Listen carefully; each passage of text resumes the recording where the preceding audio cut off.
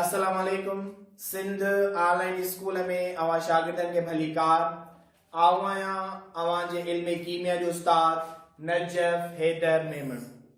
प्यारा बारो अवा जे सामू चैप्टर नंबर 3 जो अज टॉपिक है मूं वटि उहो आहे असां वटि रदरफोर्ड वारो एटम जो model, Rutherford's atomic model. Rutherford नाले हिकिड़ो साइंटिस्ट हुयो जंहिं 1911 ईस्वीअ में पंहिंजो एटॉमिक मॉडल पेश कयो। इन खां पहिरियां जेको टॉपिक असां पढ़ी आयासीं उहो रेडियो एक्टिविटी यानी तापकारी। रेडियो एक्टिविटीअ में असां इहो पढ़ियोसीं त जेको भी रेडियो एक्टिव मटीरियल आहे उन मां 3 क़िस्मनि जा रेज़ निकिरनि था, अल्फा, बीटा ऐं गामा रेज़।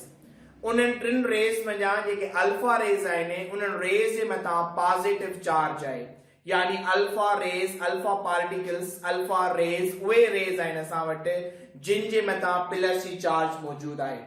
रदरफोर्ड गोल्ड जो हिकिड़ो बारीक फॉइल खयो, सोन जी तमाम हिकिड़ी नंढी ऐं सन्नी शीट खई रदरफोर्ड।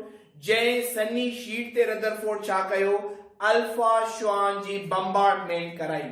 इहा गोल्ड जी जेका फॉइल जी शीट हुई इहा एतिरी त बारीक हुई जीअं असां वटि बसर जा सन्ना सन्ना छिलका थींदा आहिनि। हाणे उहा जेका रदरफोर्ड वारी गोल्ड जी शीट हुई उन में जस्ट लाइक अहिड़े नमूने सां एटम माना एतिरी सन्नी हुई, तमामु बारीक हुई।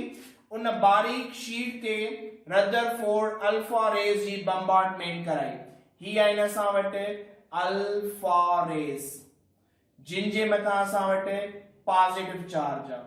पोइ रदरफोर्ड जॾहिं अल्फा रेज़ जी बम्बार्डमेंट कराई त रदरफोर्ड इहो ऑब्जर्व कयो त इन फॉइल में जा खोड़ सारा रेज़ अहिड़ा हुया जेके क्रॉस करे विया। यानी ऑब्जर्वेशन में पहिरियों छा रदरफोर्ड खे नज़र आयो, जॾहिं गोल्ड जे फॉइल ते अल्फा रेज़ जी बम्बार्डमेंट कराई हिन ॾिठो त many rays pass through the foil. खोड़ सारा शुआ इन फॉइल यानी इन शीट में क्रॉस करे हलिया विया। ॿियो छा ऑब्जर्व कई, ॿियो ऑब्जर्व कई the few rays deflect at high angles. कुछ शुआ अहिड़ा हुया जेके टकराइण खां बाद में वॾनि एंगल्स ते मुड़ी पिया वञनि। यानी बी ऑब्जर्वेशन जेका रदरफोर्ड जे मॉडल में हुई उहा इहा हुई त few rays deflect at high angles, यानी कुछ शुआ अहिड़ा हुया जेके कंहिं शइ सां टकराए करे मुड़ी पिया वञनि वॾनि एंगल्स ते। टियों नंबर ऑब्जर्वेशन हुई the only one ray come back out of 8000 rays.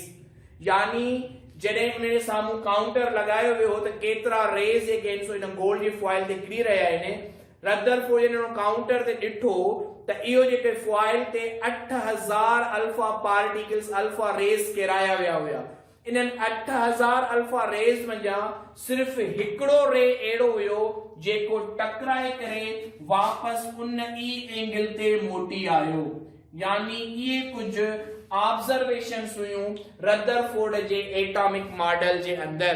त यानी कुछ शुआ अहिड़ा हुया जेके क्रॉस करे हलिया विया, थोड़ा शुआ अहिड़ा हुया जेके वॾनि एंगल्स ते मुड़ी विया ऐं तमामु घटि शुआ अहिड़ा हुया जेके टकराए वापस पोइ ते मोटी आया। पोइ रदरफोर्ड पंहिंजे इन मॉडल में कहिड़ा पॉइंट्स अक्स कया, कहिड़ा नुक्ता कढी ॾिनई। रदरफोर्ड दसियो त major part of atom is empty. Atom जो अक्सर हिस्सो छा आहे, खाली आहे। कीअं ख़बर पई रदरफोर्ड खे, ईअं ख़बर पई त अक्सर जेके शुआ हुआ उहे फॉइल में क्रॉस करे हलिया विया। खाली हो एटम जो मेजर पार्ट, तॾहिं उहे शुआ उन में क्रॉस करे हलिया विया। नंबर ॿियो, positive charge is highly dense. Rutherford इहो बि ऑब्जर्व कयो त एटम जे सेंटर ते, न्यूक्लियस ते हिकिड़ी पॉजिटिव चार्ज आहे जेका इलाही सारी घाटी आहे, डेंस आहे, थिक आहे असां वटि। हिन खे कीअं ख़बर पई, छाकाणि जेके अल्फा रेज़ जी बम्बार्डमेंट कराई वई उहे बि प्लस जी चार्ज वारा हुया। जेका सेंटर ते चार्ज हुई उहा बि पॉजिटिव चार्ज हुई यानी प्लस जी चार्ज हुई। पोइ असां पोयां पढ़ी आया आहियूं त जॾहिं ॿ सेम चार्जिस हूंदियूं आहिनि ऐं उहे हिक ॿिए जे वेझो ईंदियूं आहिनि त हिक ॿिए खे रिपेल कंदियूं आहिनि, हिक ॿिए खे धिकींदियूं आहिनि। माना हिक ॿिए जे वेझो अचण जे बजाए हिक ॿिए खे हिक ॿिए खां परे करे छॾींदियूं आहिनि, यानी रिपल्जन क्रिएट थींदी आहे। टियों नंबर पॉइंट रदरफोर्ड असांखे इहा ॿुधाई त एटम जा जेके ॿ पार्ट्स आहिनि असां वटि, टू पार्ट्स ऑफ एटम।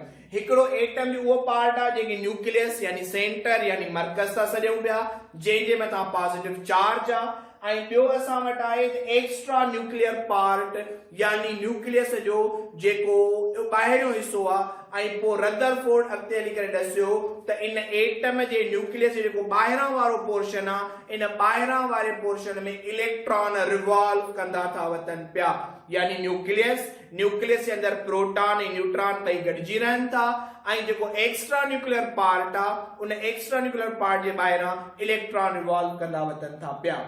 यानी इहो हुयो असां वटि रदरफोर्ड वारे एटम जो मॉडल, जंहिंजे मुतालिक़ आऊं तव्हांखे ॼाण ॾिनी। उम्मीद पियो कयां त तव्हांखे अॼोको टॉपिक सम्झ में अची वियो हूंदो। Thank U very much.